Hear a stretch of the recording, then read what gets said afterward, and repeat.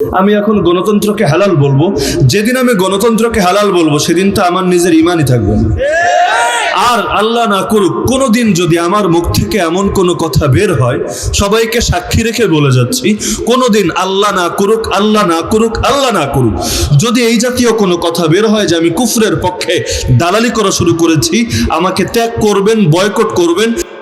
কিছু আলেম দীর্ঘদিন ইসলামী খেলাফতের পক্ষে মাঠে ময়দানে বক্তব্য দিয়েছে, এখন নির্বাচনের ধান্দায় পড়ে তারা নিজেরাই গণতান্ত্রিক রাজনীতিতে জড়িত হয়েছে। এই এই এই ধরনের মৌলবী আছে কিছু, এগুলো খুব কমই না, এদের কোনো হাসাব নাসাব নাই, অল্প পয়সায় বিক্রি হয়ে যায়। এখন ধান্দায় পড়ছে, এখন আবার গণতন্ত্র তাদের কাছে হালাল হয়ে গেছে, এখন আবার নির্বাচনের দিকে দৌড়াচ্ছে। এই মৌলবীগুলো আউট অফ কাউন্ট, গণনার বাইরে। এদেশের মানুষ এদের কথা খুব একটা শুনেও না, এদেরকে আলেম হিসেবে স্বীকৃতিও দেয় না। মনে রাখবেন, একমাত্র ইসলামের আদর্শের মাধ্যমে পৃথিবীতে আইনের শাসন, ইনসাফ প্রতিষ্ঠিত হতে পারে। আর এই পৃথিবী উম্মতে মুহাম্মাদীর মুসলমানদের কাছেই নিরাপদ। পশ্চিমা সভ্যতা দিয়ে এই পৃথিবীতে আদল, ইনসাফ, আইনের শাসন, মানবাধিকার প্রতিষ্ঠিত হতে পারে না। ঈমান আনলে মুমিন, বাহ্যিক আনুগত্য প্রদর্শন করলে মুসলিম, আর আনুগত্য যখন হবে তাকওয়ার ভিত্তিতে, আল্লাহর ভয়কে কেন্দ্র করে, তখন লোকটার নাম মুত্তাকি। ঈমান আনার পর তাকওয়া ছাড়া মুমিন হওয়া যায়, পরিপূর্ণ মুসলিম হওয়া যায় না। সেজন্য আল্লাহ রাব্বুল আলামিন বলেছেন কোরআন শরীফ, আল্লাহ তাআলা একবার দুইবার নয়, নামাজ পড়ার কথা বলে ৮০ বার, আর আল্লাহ রাব্বুল আলামিন তাকওয়ার কথা বলেছেন ২৪০ বারের বেশি। সুবহানাল্লাহ বলবেন না? তাহলে মুত্তাকি হবেন? কথা বলে না। শিখছেন না নিয়মটা? ঈমান আনছি, মুমিন। এবার পরিপূর্ণ মুসলিম হতে হলে তাকওয়া লাগবে। পরিপূর্ণ মুসলিমেরই আরেক নাম মুত্তাকি, বলেন সুবহানাল্লাহ। আরেক নাম কি? মুত্তাকি। এখন এই মুত্তাকি যে আপনি হতে পারলেন তার প্রমাণ কি? আল্লাহ সামনে দুইটা বৈশিষ্ট্যের কথা বলেছেন। কয়টা? হাদা মা তুআদুনা লিকুল্লি আওয়াবিন হাফিজ। সুবহানাল্লাহ।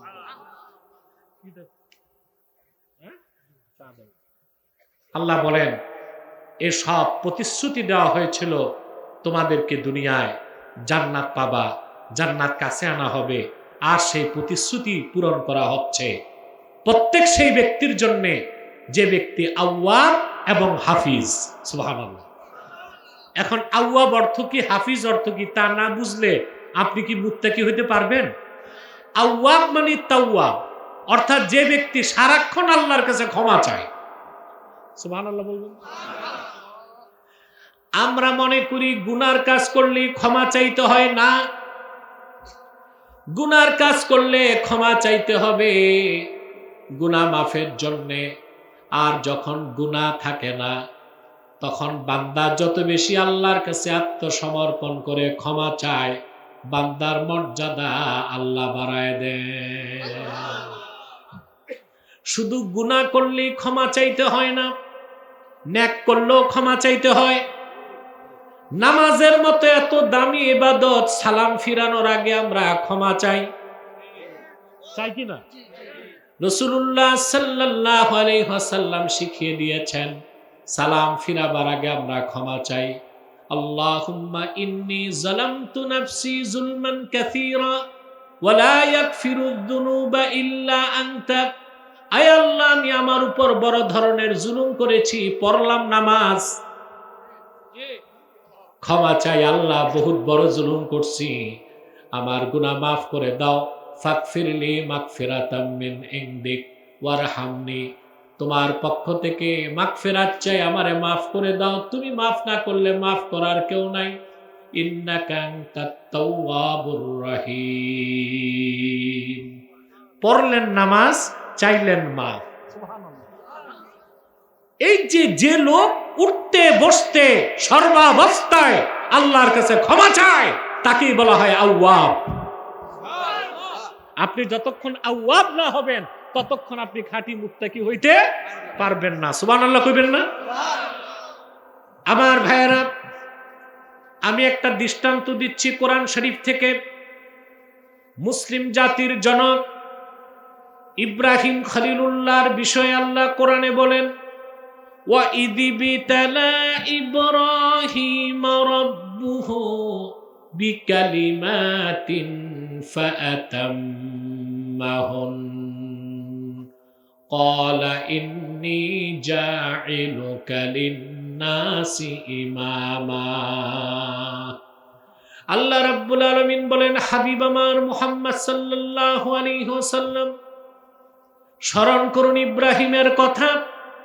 ইব্রাহিমের রব যখন ইব্রাহিমের পরীক্ষা নিলেন, সুবহানাল্লাহ বলবেন না? একটি নয়, দুইটি নয়, তিনটি নয়, 10টা পরীক্ষা দেওয়ার পরে আল্লাহ ডেকে বললেন, ইব্রাহিম ইন্নী জাইলুকা লিন-নাসি ইমামা, আমি তোমাকে গোটা মানব জাতির নেতা বানায় দিব। পরীক্ষা দিলেন কয়টা? 10টা। সবচেয়ে কঠিন পরীক্ষা ছিল 10ম পরীক্ষা। নিজ হাতে সন্তানকে জবাই করতে উদ্যত হয়েছেন। সুবহানাল্লাহ। হাত পা বেঁধে সন্তানকে মিনায় হাতের মধ্যে ছুরি নিয়ে তিনি জবাই করবেন। কোরআনে কারীমে আল্লাহ রাব্বুল আলামিন বলেন, ফালাম্মা আসলামা ওয়া তাল্লাহু লিল জাবিন, পিতা পুত্র দুইজনেই যখন আত্মসমর্পণ করে ফেলল, ইব্রাহিম পিতা, তার হাতে ছুরি, নিচে গর্দান ইসমাইলের সে পুত্র।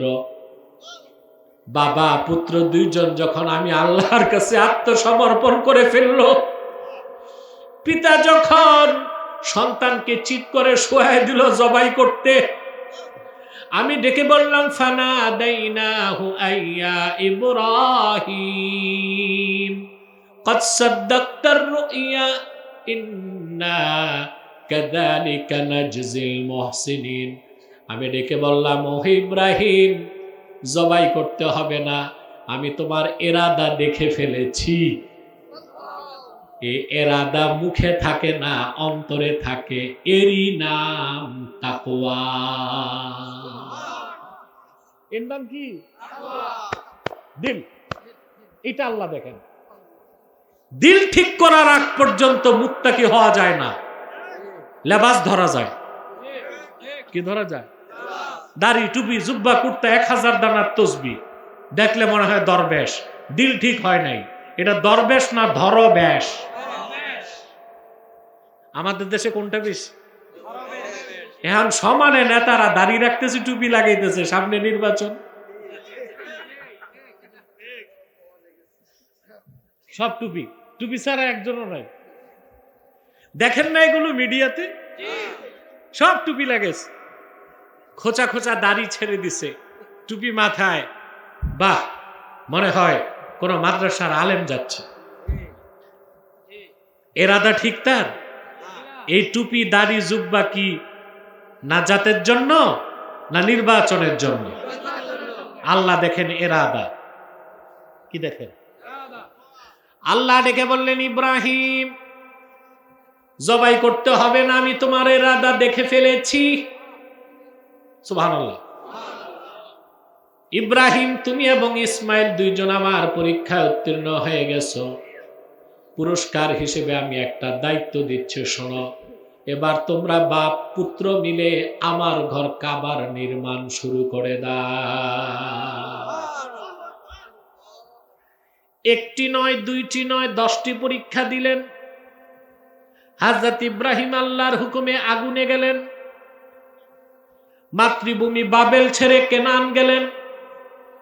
আপন স্ত্রী হাজেরা, সন্তান ইসমাইলকে মক্কায় রেখে আসলেন। কলিজার টুকরা সন্তানকে জবাই করার জন্য উদ্যত হলেন। 10টা পরীক্ষা দেবার পর হযরত ইব্রাহিম পুত্র ইসমাইলকে নিয়ে কাবাঘর তৈরি করলেন। ঘরটা কার? ইবনু কাসির আল বিদায়া ওয়ান নিহায়াতে লেখেন, কাবাঘর তৈরির পরে হযরত ইব্রাহিম সন্তান ইসমাইলকে নিয়ে 2 হাত তুলে কাঁদতে লাগলেন, রব্বানা তাকাব্বাল মিন্না ইন্নাকা আনতাস সামিউল আলিম ওয়া তুব আলাইনা ইন্নাকা আনতাত তাওয়াবুর রহিম। ঘর বানাইলেন কার? ক্ষমা চান, সুবহানাল্লাহ, ক্ষমা চান। তিনি বললেন রব্বানা তাকাব্বাল মিন্না। এই আয়াতের অংশের তাফসীর ইমাম বাগাবী লেখেন, তিনি বলেছেন রব্বানা তাকাব্বাল মিন্না তা'মিরানা হাদা। আল্লাহ, তোমার হুকুমে আমি আমার সন্তান নিয়ে তোমার যে ঘরটা বানালাম, আমাদের পিতা পুত্রের পক্ষ থেকে নির্মাণের খেদমতটা তুমি কবুল করে না। ওয়া তুব আলাইনা, আমাদের দুজনকে মাফ করে দাও। সুবহানাল্লাহ,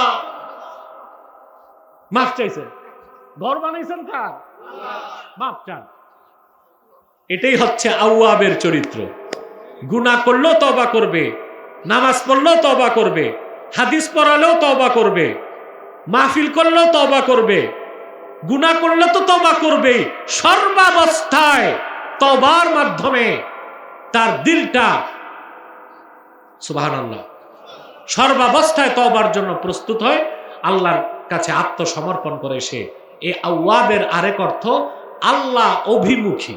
সুবহানাল্লাহ। এই গুণ আসার আগ পর্যন্ত আপনি মুত্তাকি হতে পারবেন না। তাই বেশি বেশি তওবা করবেন মুত্তাকি হতে হইলে। তারপর হাফিজ, আওয়াবিন হাফিজ। হাফিজ মানে যে কিনা আল্লাহর হুকুমগুলোকে হেফাজত করে। আমরা কি আল্লাহর হুকুম হেফাজত করি? পারি? চেষ্টাও তো করি না। চেষ্টা করি? আমার ভাইয়েরা, আল্লাহর বিধানগুলো হেফাজত করার মানে হচ্ছে আল্লাহর আখিরি নবী নূর নবীজি মুহাম্মদ মুস্তাফা সাল্লাল্লাহু আলাইহি ওয়াসাল্লাম ১,৫০০ বছর আগে আল্লাহর পক্ষ থেকে যে দ্বীন ইসলাম দিয়ে গেলেন, যে শরীয়ত রেখে গেলেন, সেই শরীয়তের পূর্ণ তাবেদারি করতে হবে। হালালগুলোকে হালাল হিসেবে মানতে হবে, হারামগুলোকে হারাম হিসেবে ছাড়তে হবে। এটাই তো পরিপূর্ণ তাকওয়া। আমাদের মধ্যে পরিপূর্ণ তাকওয়া নাই। দেখি অনেকের নামের আগে হাজি, নামের পরে গাজী, ৫ ওয়াক্ত নামাজি, সমানে সুদ খায়। আছে? বিচার আচারে বসে দুই দিক থেকে ঘুষ খায়।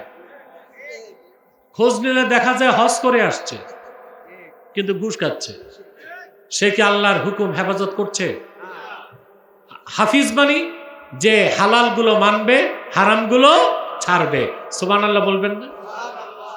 কোরআনে কারীম আল্লাহ তাআলা বলেন, ফাআম্মা মান তাগা ওয়া আথারাল হায়াতাদ দুনিয়া ফাইন্নাল জাহিমা হিয়াল মাওয়া।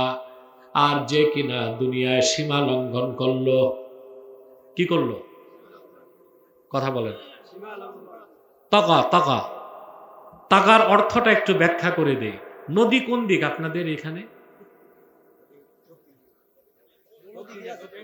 যাক, একদিক তো আছে। এই যে নদীর পানি চলে, সীমা আছে কিনা? 2 কুল। পানি জোয়ার হোক ভাটা হোক, 2 কুল পানি পার হইতে পারবে না। কিন্তু বন্যায় তখন আরবিতে বলা হয় তগাল বাহরু, তগান নাহরু, অর্থাৎ সমুদ্র বা নদী সীমা লঙ্ঘন করছে। অর্থাৎ তার নির্ধারিত যে 2 কুল, সেই সীমানা অতিক্রম করে তার পানি চলছে।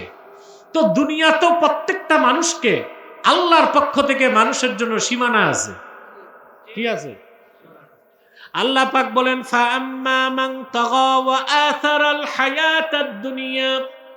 আর এই দুনিয়ার জমিনে যে আল্লাহর নির্ধারিত সীমানা লঙ্ঘন করলো আর দুনিয়ার জীবনকে আখিরাতের উপর প্রাধান্য দিল, আল্লাহ বলেন, ফাইন্নাল জাহিমা হিয়াল মাওয়া। আখিরাতে কিয়ামতে জাহান্নাম হবে তার আবাসস্থল। আবার আল্লাহ পাক বলেন, ফাআম্মা মান খাফা মাকাম রাব্বিহি ওয়া নাহান নাফসা আনিল হাওয়া। আর এই দুনিয়ায় যে ব্যক্তি কাল কিয়ামতে আল্লাহর সামনে দাঁড়াতে হবে, সেই ভয়টা অন্তরে পোষণ করলো, এটি তো তাকওয়া। এই ভয় যার আছে সে চুরি করবে, কথা বলে না। আল্লাহর ভয় যার অন্তরে আছে হিসাব দিতে হবে। সব আপনি যত ন্যাক আমল করছেন তাও দেখবেন, যত গুনার কাজ করছেন গোপনে কামরা বন্ধ করে তাও দেখবেন। উপায় থাকবে? সব দেখবেন কিনা কথা বলেন। কোরআনে কারীম আল্লাহ তাআলা বলেন, ইয়াউমা তাজিদু কুল্লু নাফসিম মা আমিলাত মিন খাইরিন মুহদারা ওয়া মা আমিলাত মিন সু তাওয়াদ্দু লাউ আন্না বাইনাহা ওয়া বাইনাহু আমাদাম বাঈদা।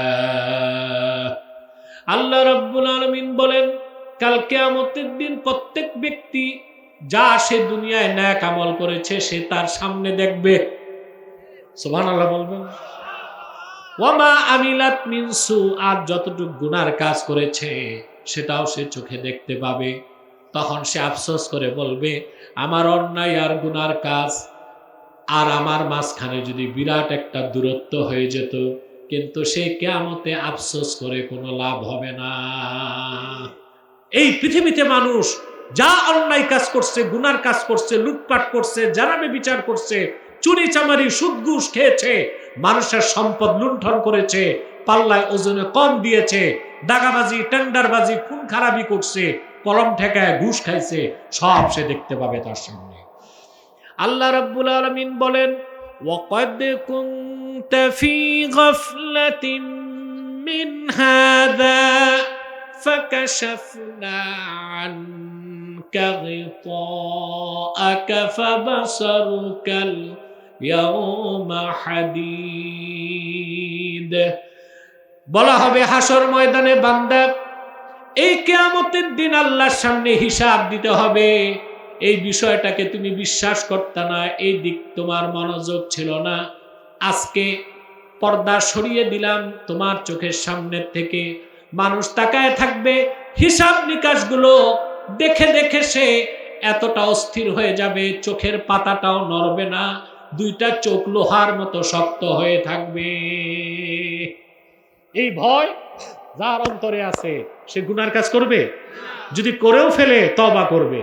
আর এই ভয় যার নাই ও চেন সিস্টেমে গুনার কাজ করে যাবে, ঠিক কিনা বলেন? অতএব হাফিজ হতে হবে, আওয়াবিন হাফিজ। আল্লাহর দিলটা হতে হবে আল্লাহ অভিমুখী, আর আল্লাহর বিধানগুলোকে সংরক্ষণ করতে হবে। পারবো তো ইনশাআল্লাহ? এরপর তৃতীয় আয়াত যেটা তেলাওয়াত করেছি, একটু ব্যাখ্যা না করলে তো কেমন দেখা যায়।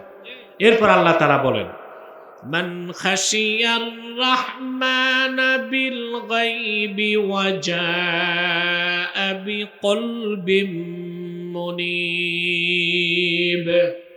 এই সমস্ত মুত্তাকি যাদের জন্য জান্নাত নিকটবর্তী হবে, ওই সব মানুষ যারা আল্লাহকে ভয় করেছে, আল্লাহকে না দেখে। আমরা আল্লাহকে ভয় পাই না দেখে, ঠিক কিনা বলেন? আমরা আল্লাহকে দেখি না, আল্লাহ তো সব দেখেন। ঠিকটা ঠিক মতো বলবেন না? তোমার আমার মনের ভিতরে কি জেগেছে দুই ঠোঁটে তা না বললেও আল্লাহ মনের খবরটাও জানেন। কোরআন কারীমে আল্লাহ তাআলা বলেন, কুল ইন তুখফু মা ফি সুদুরিকুম আও তুবদুহু ইয়া'লামুল্লাহ ওয়া ইয়া'লামু মা ফিস সামাওয়াতি ওয়া মা ফিল আরদ ওয়াল্লাহু আলা কুল্লি শাইইন কাদির। আল্লাহ বলেন, হাবিব আমার মুহাম্মদ সাল্লাল্লাহু আলাইহি ওয়াসাল্লাম, আপনি মানব জাতিকে বলে দেন, তোমরা যা মনের গভীরে গোপন রাখো আর যা প্রকাশ করো সবটাই আল্লাহ জানেন। সুবহানাল্লাহ বলবেন। আল্লাহ পাক বলেন, আল্লাহ রাব্বুল আলামিন আল্লাহকে তারাই ভয় করে যাদের অন্তরে আল্লাহর ভয় আছে, ঠিক কিনা বলেন? যারাই আল্লাহকে ভয় করে, না দেখে ভয় করে, আল্লাহ সেটাই বলেছেন, মান খাশিয়ার রাহমানা বিল গায়বে, যারা মহান আল্লাহকে ভয় করে না দেখে, ওয়াজাআ বিকলবিম মুনীব, আর হাসরে উপস্থিত হয়েছে একটি আনুগত্যশীল অন্তর নিয়া। বলেন সুবহানাল্লাহ।